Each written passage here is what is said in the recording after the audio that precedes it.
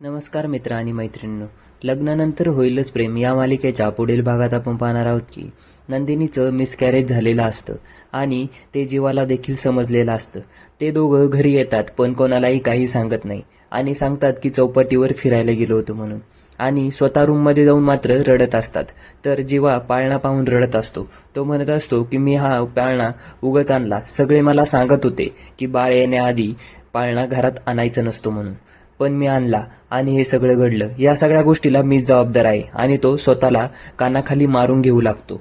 आणि त्यानंतर नंदिनी त्याला समजावून सांगत असते. ती सांगत असते की ही गोष्ट आपण काही दिवस लपून ठेवूया, घरातल्या कोणालाहीच काही सांगायला नको, त्याचा परिणाम काव्यावरती होऊ शकतो.